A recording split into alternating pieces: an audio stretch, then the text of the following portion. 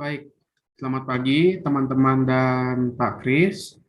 Saya Marcel Jeriko Tobulimbong dari Prodi Teknik Dirgantara dengan NIM 210500030 ingin menjelaskan ulang video materi tentang perawatan pesawat terbang sebagai bentuk pengerjaan ujian tengah semester. Pendahuluan. Untuk pendahuluannya, saya akan menjelaskan dulu sebelum memulai pembahasan. Saya akan membahas materi dari salah satu video mengenai kegagalan dan waktu antar kegagalan yang merupakan bagian dari maintenance dan reliability. Materi dan pembahasan yang saya diambil dari video materi terakhir yang diberikan lewat Elena. Saya akan membahas materi sesuai dari video materi yang saya sudah pelajari. Materi yang terkait sudah saya terjemahkan sebisa saya ke dalam bahasa Indonesia yang mudah dimengerti baik teman-teman dan Pak Kris. Soal dan pembahasan pertama. Sebuah perusahaan manufaktur layar sentuh untuk tablet menginginkan MTBF atau singkatan dari mean time between failures dalam bahasa Indonesia disebut waktu antar kegagalan. Setidaknya 50.000 jam. Hasil tes terbaru untuk 10 unit yang dicoba antara lain, 1 unit mengalami kegagalan setiap 10.000 jam, 1 unit mengalami kegagalan setiap 25.000 jam, 2 unit mengalami kegagalan setiap 45.000 jam, dan sisa unit berjalan normal selama 60.000 jam. Di sini ditanyakan, tentukan A. Persentase kegagalan, failure rate, B. Banyak kegagalan per unit jam, dan C. MTBF pada saat pengujian. Di sini saya akan mengerjakan nomor 1 mulai dari A. Di sini saya akan jelaskan. Jadi bagian A, presentase kegagalan. Presentase kegagalan. Atau bisa kita singkat jadi PK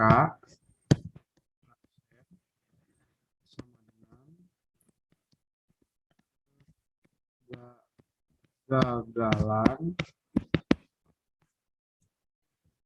per jumlah tes. Jadi persentase kegagalan ini cara menghitungnya jumlah kegagalan per jumlah tes. Di sini kegagalan yang tidak sesuai persyaratan yaitu 50.000 jam ada 4, yang dimana di sini saya sudah bilang 1 unit mengalami kegagalan setiap 10.000 jam, 1 unit mengalami kegagalan setiap 25.000 jam, dan 2 unit mengalami kegagalan setiap 45.000 jam. Jadi di sini saya tulis 4 per 10 dikarenakan banyaknya tes adalah 10 kali, sebanyak 10 kali. Jadi PK atau persentase kegagalan atau juga disebut failure rate sebesar 40%.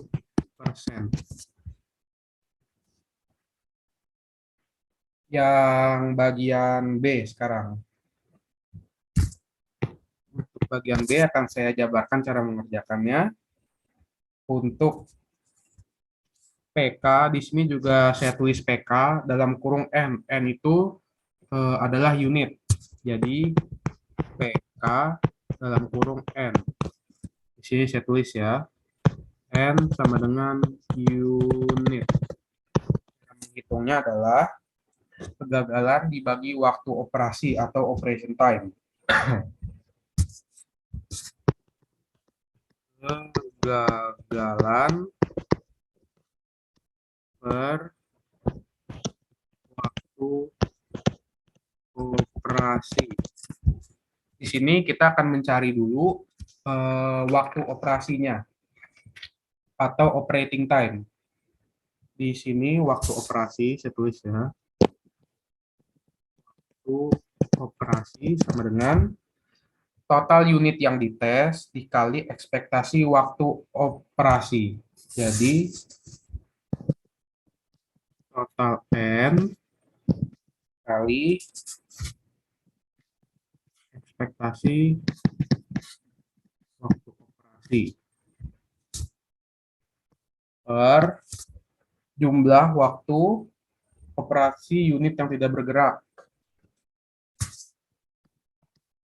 Jumlah waktu operasi. Di sini saya tulis saja non operasional. Di sini sudah ada tabel yang menjelaskan dari unit-unit tadi yang saya jelaskan di sini. Di sini yang paling atas ini 10 unit dengan rentang waktu yang diharapkan atau expected operating time sebesar 60.000 jam. Di sini saya ada garis pertama. Ini saya kasih penjelasan. Jadi garis yang paling warna ungu ini jelaskan rentang waktu. Jadi per 10.000 jam. Dari 60.000 jam kita bagi menjadi per 10.000 jam. Untuk yang garis merah, untuk unit yang pertama, itu adalah satu unit yang mengalami kegagalan pada 10.000 jam.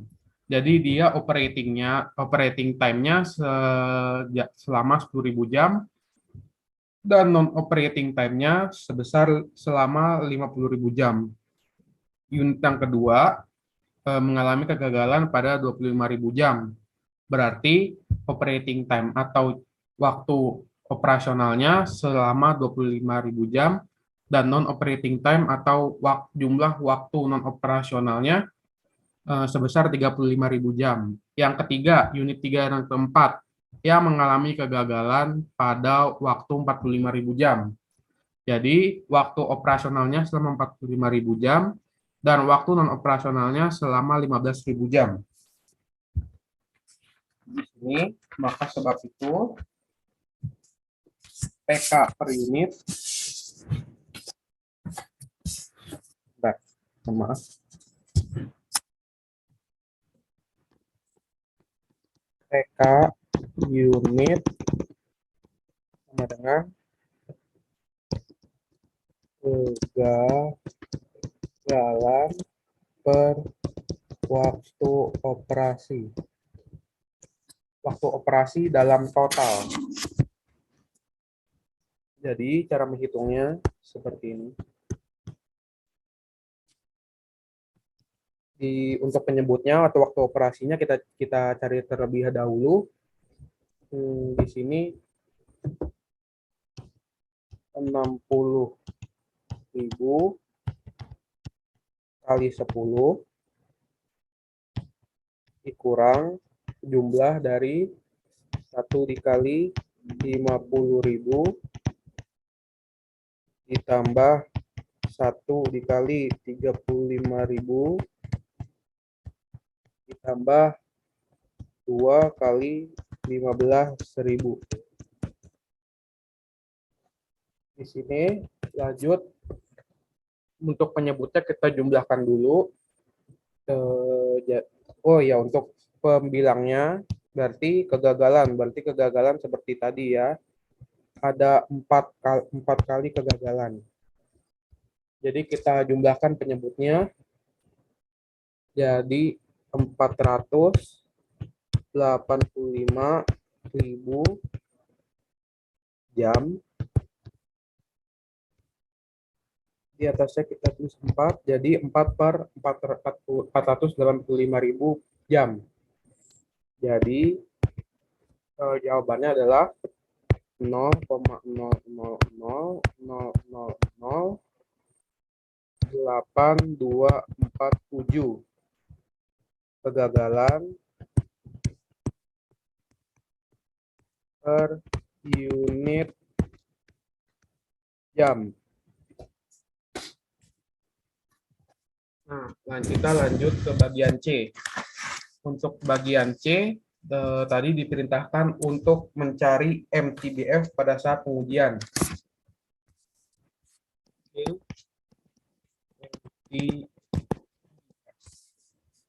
Cara menghitung MTBF antara lain, sebentar. Jadi 1 per PK unit jam.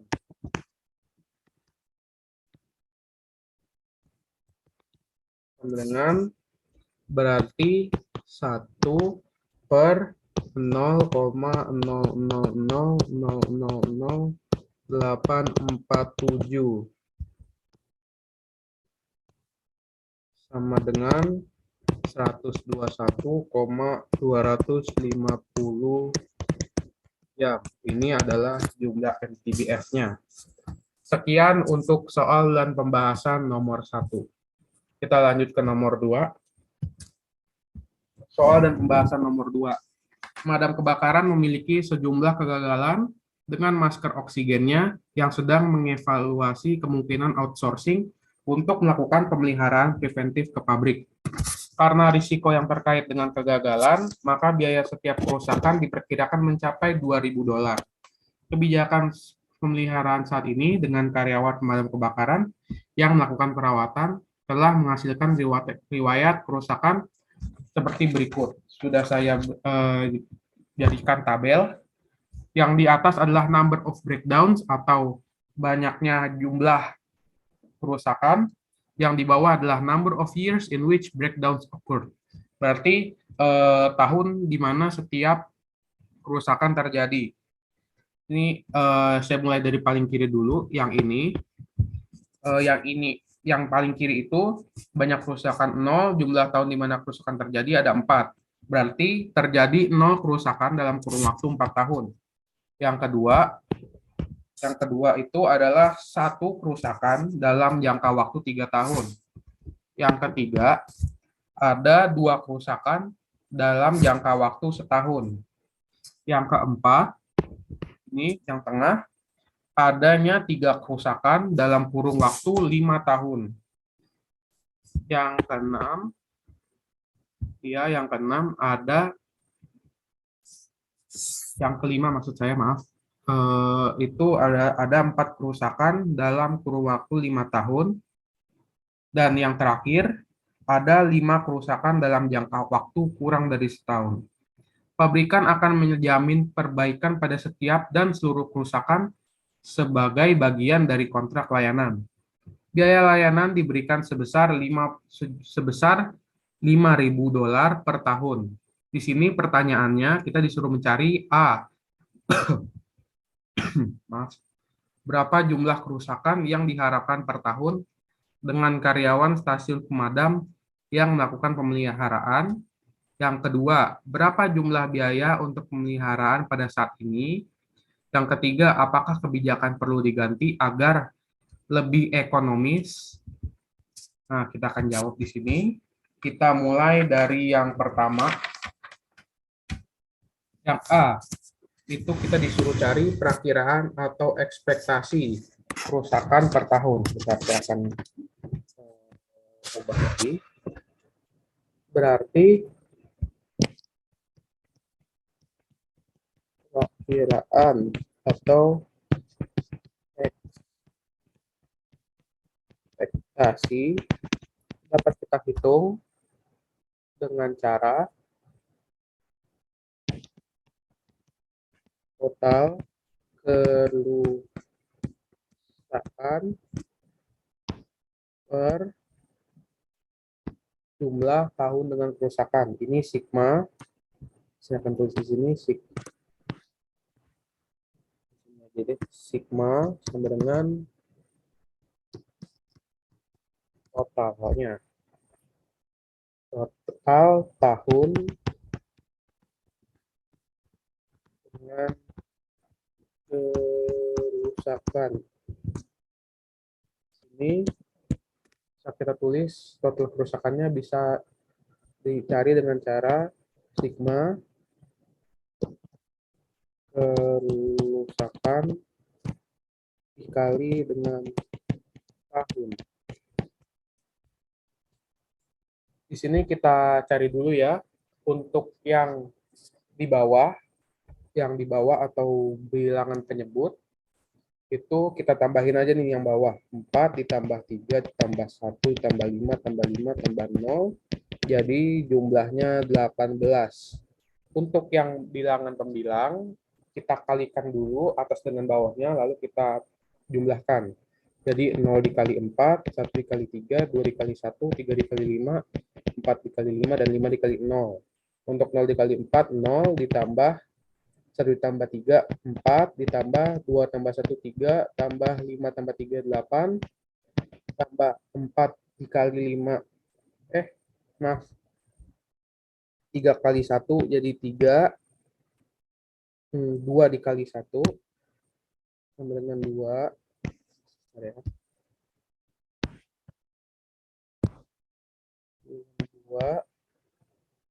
3 dikali 5, 2 dikali 5 jadi 2 kali 1, 2, 3 kali 5 jadi 15, 4 dikali 5 jadi 20. Jadi total dari semuanya ada 40. Maka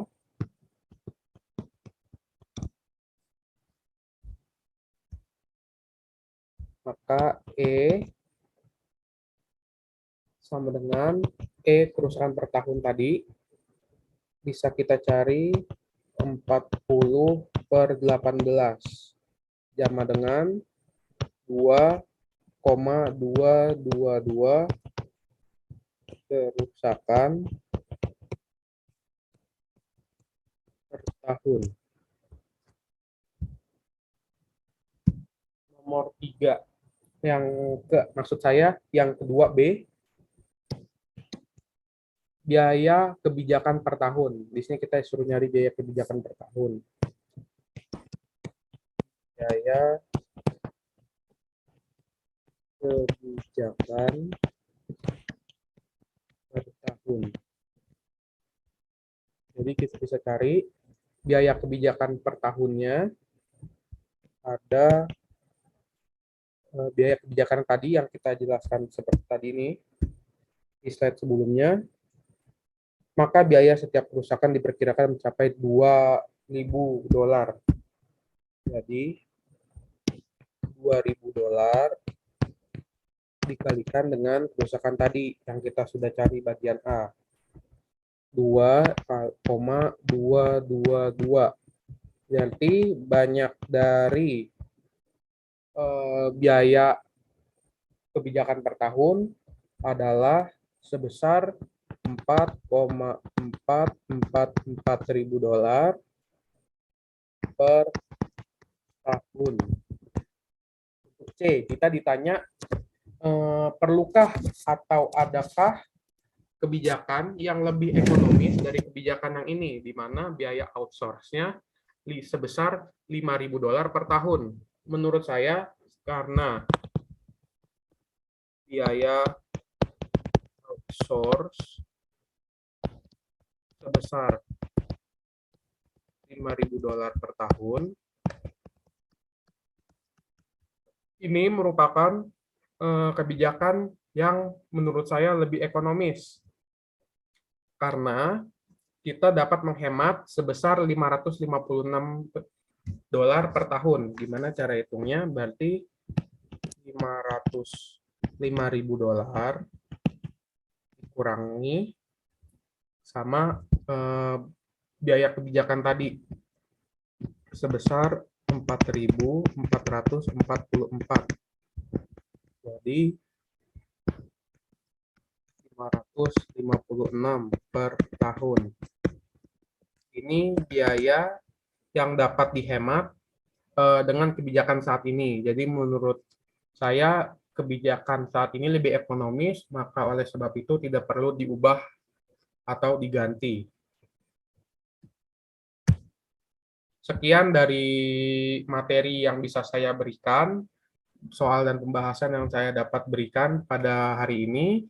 Mohon maaf jika ada kesalahan, baik dalam pembahasan maupun dari membaca saya. Terima kasih, selamat pagi, sehat selalu.